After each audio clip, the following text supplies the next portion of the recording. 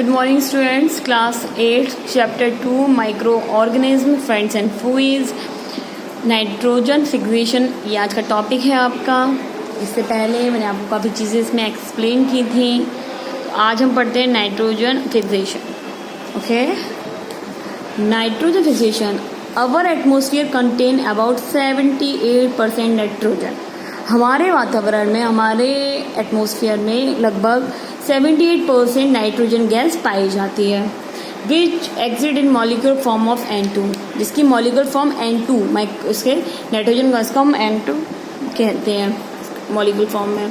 Nitrogen is an essential constituent of living organism, is an important component of protein, nucleus active, chlorophyll and many other compounds. ठीक है, the atmospheric nitrogen can not be used in its element for directly. इसका हम directly use नहीं कर सकते हैं, by plant और by animals के ही थ्रू इसका यूज़ कर सकते हैं। It has to be converted into compound of nitrogen. इसे 2 पार्ट्स में डिवाइड किया गया है। The process of converting atmospheric nitrogen into compound of nitrogen mainly tetras which can be easily use of plant is called the nitrogen fixation. It can be fix into 2 ways। इसे 2 भागों में बांटा गया है, nitrogen fixation of atmospheric fixation और artificial fixation. ठीक है, तो अब ये देखिए nitrogen fixation. Objective: to learn the process and importance of nitrogen fixation in plants. Nitrogen is the most important component in living organisms in the form of DNA. ये जो है हमारे एनिमल्स के लिए बहुत ज़्यादा फ़ायदेमंद होती है nitrogen fixation. Okay, Atmospheric.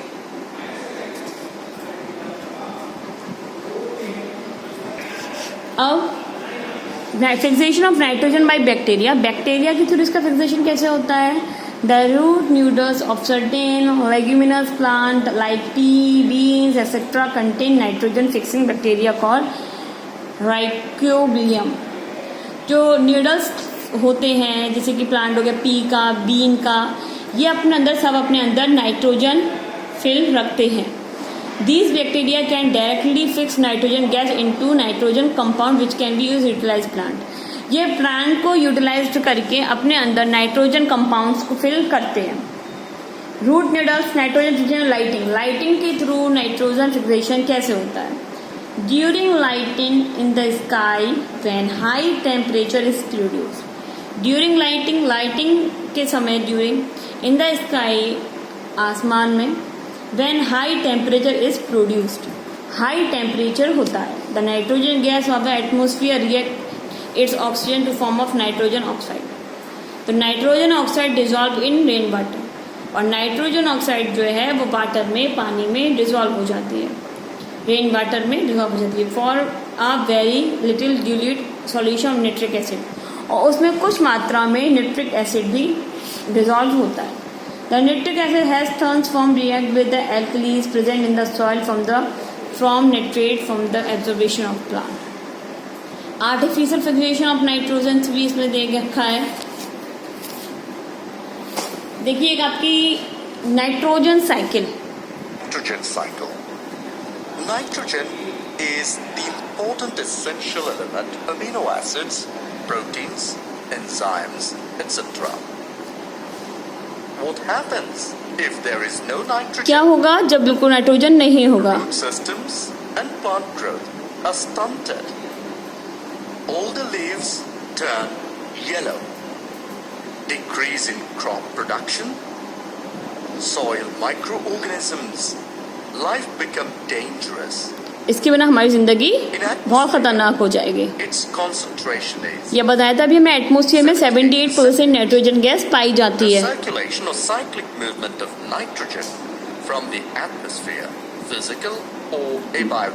And back into atmosphere is known as a nitrogen cycle. ये एक साइकिल होती है। देखिए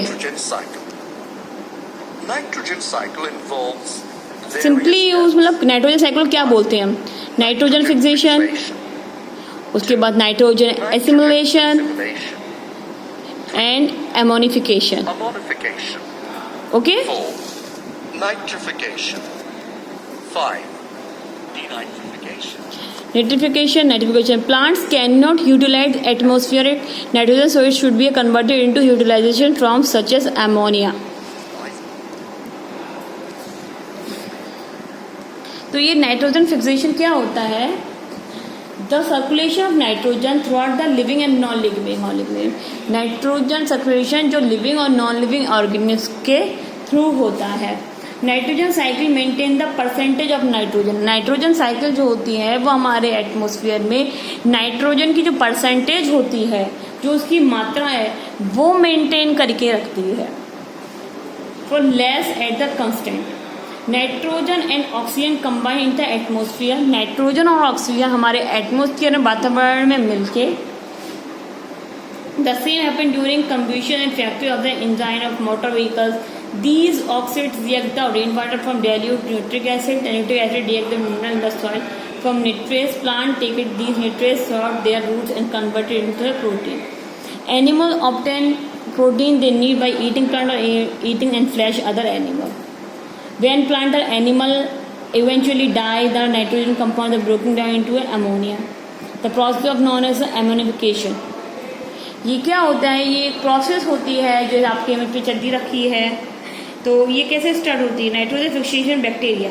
ये बैक्टीरिया होते हैं जो हमारे सॉइल में ही होते हैं, जिसका NH4 एमोनिया एमोनिफिकेशन कहा जाता है, या नाइट्रोजन फिक्सेशन बैक्टीरिया NH3 भी कहते हैं. एमोनिया का होता है NH3.